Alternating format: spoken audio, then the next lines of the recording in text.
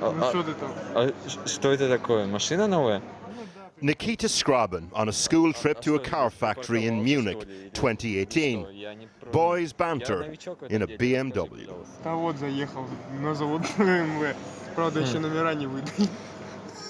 The young man oblivious to what the future had in store.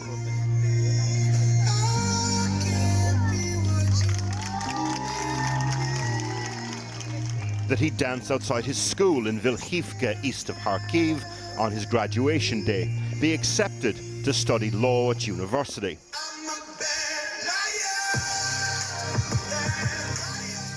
No way of knowing that Russia would invade Ukraine, that the school he danced outside would be destroyed in the fighting.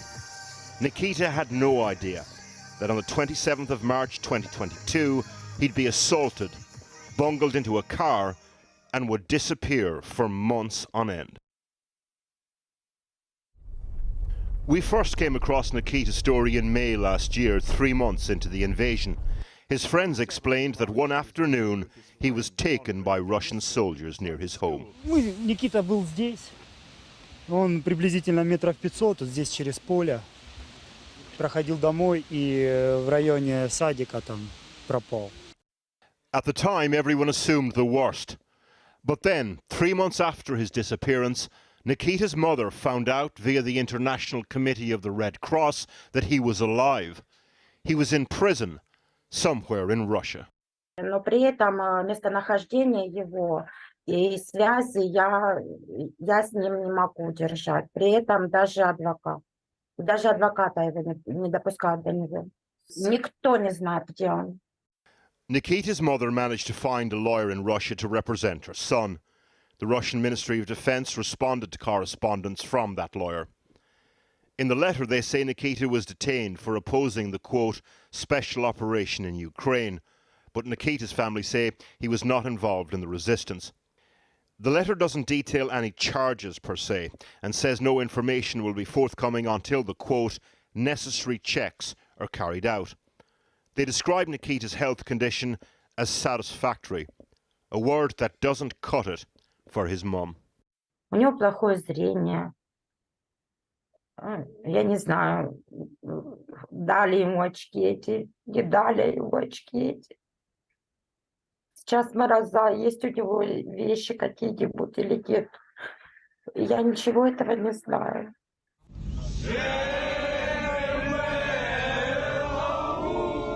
Ukraine and Russia regularly swap prisoners of war, soldiers, like here last week. The position of civilian prisoners, though, is far more precarious. Take this example. Back in October, while filming the aftermath of a missile strike on a residential block in Zaporizhia, we were approached by a police officer at the scene, a relative of a young man called Serhiy Yukhnych. Back in April, the 25-year-old was taken off the street by Russian soldiers in the village of Bilozerka in occupied Kherson. He too ended up in a Russian prison. Prison officials allowed him to write to his mother, but not to disclose his location. Здравствуйте, моя дорогая мамуля. Пишет вам ваш дорогой сын Сережа. Я жив, цел и здоров. Нахожусь в плену на территории Российской Федерации. Проверялось, для чого проверялось? Тобто проверяли для того, щоб в даному письмі не було указано нічого лишнього. Oh, I see. So that stamp is from, it says, the inspector who checks all the letters. Yeah. So that is basically the official in the Russian prison that says it's okay for this letter to be sent. According to Serhiy's family, he was not fighting, nor was he involved with the resistance. He just worked in a coffee shop. But here's the thing. Some weeks after his capture, the young man was presented by the Russians on social media as a Ukrainian soldier who had surrendered. Which raises the question, are the Russians arresting civilians in an attempt to enhance their bargaining position when it comes to POW swaps? Serhiy's relative believes so.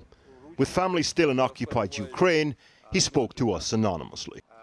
Чого не міняє, то що він, будучи російські війська, порушили Женевську конвенцію. Тобто вони взяли просто його в заручники. Він не військовий взагалі, він не може знаходитися в полоні. So how many Ukrainian civilians are currently languishing in Russian prisons? How many Nikitas and Serhis? The International Committee of the Red Cross has received 45,000 requests from Ukrainians whose loved ones have disappeared. Now, multiple requests may relate to one person, but we're talking about thousands and thousands of people. People like Nikita, lives that one day are full of aspiration and promise, then the next, all that hope confined to a prison cell. Porrick O'Brien with that report. And if you had difficulty reading the subtitles, a dubbed version will be available later on our website. Now, joining me now is Sir Howard Morrison. For a decade, until 2021, he was a judge for the International Criminal Court and is now the UK's independent advisor to the Ukrainian Prosecutor General. Thanks very much for coming on the programme. Let's start off with some clarity about the issues of civilians being captured and taken by the Russians. If that is happening, that is a war crime, is it not? Yes, I mean, we start off with the premise that this is an illegal war, an illegal international armed conflict. But supposing there was a justification, under the Fourth Geneva Convention, you're only permitted to intern or detain protected persons, that is civilians, for what is known as imperative reasons of security. And it's up to the people who are doing the arresting to justify that reasoning. It must be carried out in accordance with a regular procedure which would be permissible under international law. And crucially, they must permit access by the International Committee of the Red Cross. Access must be regular and can only be refused for reasons of imperative necessity, and even then, only as an exceptional temporary measure. But that assumes that there was a valid or good reason for arresting the two young men we're talking about, because it seems to me that on the face of the report, and I don't know the details beyond that, this is a fundamental arbitrary detention, which is an abuse of judicial or quasi-judicial process, and hence we have the writ of habeas corpus. Okay, and we don't know the Russian response to this, but is it possible, as has been suggested in the report, that these people are being captured by the Russians to be then used as bargaining chips in some kind of prisoner exchange? Well, you can't rule that out, let's put it like that. I mean, obviously there is an advantage in having more people to swap, to get more of your own people back. But Russia is a signatory to both the Geneva Conventions and the International Covenant on Civil and Political Rights that governs fundamental human rights. So if they're doing that for reasons other than the imperative military necessity, they are committing an offence under international law. And just briefly on this specific case of Serhi, who worked in a coffee shop and then suddenly popped up on social media wearing a military uniform. I mean, again, what's your reaction to that?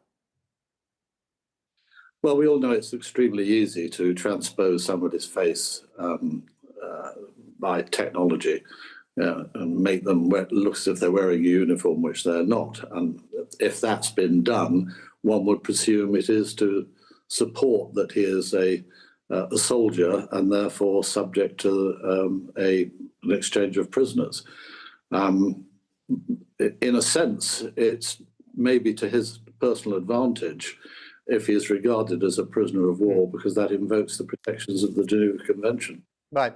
Just on the wider question, I mean, you're advising the Ukrainian government on this. I know that they have been collecting evidence from the very beginning in order to put cases to the International Criminal Court.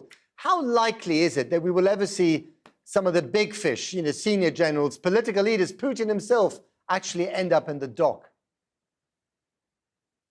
Well, that's always been the million-dollar question. The reality is that the ICC cannot hold trials in absentia, so it can only try people who've actually come before the court, which is why there is talk of a special ad hoc tribunal, but even that would require the ability to hold trials in absentia, because they're not going to get a senior Russian voluntarily any more than the ICC is.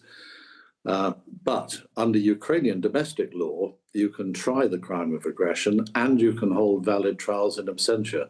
So there are means available. And there's a lot of discussions going along as to how this might best be done.